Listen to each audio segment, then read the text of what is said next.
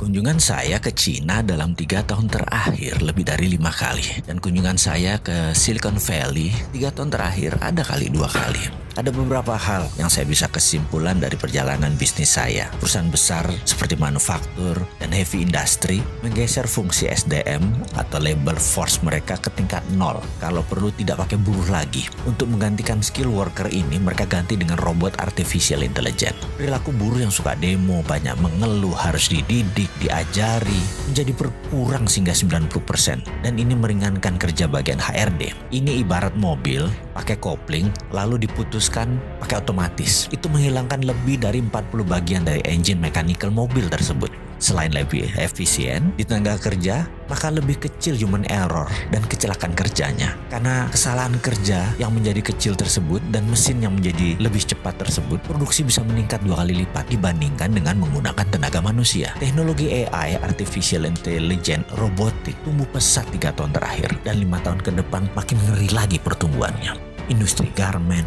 industri otomotif, elektronik, dan banyak lagi telah mengganti hingga 80% labor force mereka dengan teknologi dan sebentar lagi akan merambah Indonesia. Apa yang terjadi dengan tingkat pengangguran di Indonesia kalau hal itu terjadi? Hal ini cukup menjadi perenungan buat kita semua. Kepala kita langsung berkalkulasi, buat perhitungan karena 3 tahun yang lalu industri robotik ini belum secanggih sekarang. Apalagi ditambah dengan 5G. Kedepan jika ada 5G, robotik akan semakin maju pesat. Bagi perusahaan, walau lebih mahal sedikit investasinya atau kira-kira naik 20% dengan menggunakan robotik, namun karena perilaku manusia modern yang ribet cara berpikirnya, complicated, banyak ngeluhnya, banyak perusahaan besar menganggap lebih baik tidak pakai manusia modern yang terlalu banyak informasi di kepalanya. Pendapat saya pribadi, 50% manufaktur di Indonesia dalam 3 tahun ke depan akan menggantikan semua dengan mesin. Indikasinya, sekarang semua manufaktur besar yang ada sistem mekaniknya pasti akan dirobotkan. Pengangguran pasti meningkat tajam.